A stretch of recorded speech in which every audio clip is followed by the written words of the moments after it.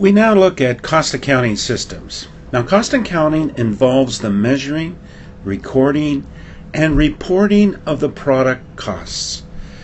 These costs are accumulated and integrated into the general ledger. Now, there are two types of cost accounting systems. There's the job order costing system and the process costing system. Now, there's different systems because there's different production methods. The job order cost system assigns cost to each job. Now, each job is different. It has different characteristics. A job could be the production of one desk a certain size, or it could be a batch of desks a certain size. Each one of those jobs requires a certain amount of material, a certain amount of labor, and it's different than the next job. The next job would be another desk but a different size. So our objective here is to compute the cost of each job. For example, here we have two jobs. Job 9501, which happens to be a box of 225 envelopes, black ink, certain typesetting, and so on. Now, that is different than job 9502, which is the printing of a menu, different typesetting, different amount of ink, different amount of paper stock.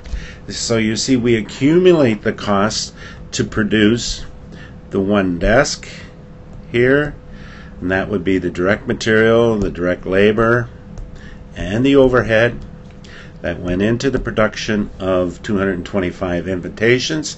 And over here, there'd be a different amount of direct material, direct labor, and therefore a different amount of overhead assigned. That is being assigned to the job. Each job is different. Now let's contrast that with a process costing system. In this kind of system, we're producing a large volume of similar products. Think of a Coca-Cola plant that produces all the same cans or same size of Coke, or a petrol plant that's producing oil. We, for a period of time, accumulate all the costs to produce all of the different cans of Coke, and then we divide through by the amount of Coke produced. So visually then, we have a process here where it starts. 1, we pump the oil. 2, we remove the benzene. Then we produce pellets. All the pellets are the same, and all the benzene is the same. And from that, we produce DVDs, and each DVD has exactly the same amount of material.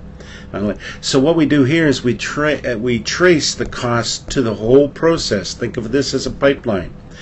And in comes the direct material. And then through all of this, there may be some direct labor added, and then a lot of overhead, which would be machinery costs and so on.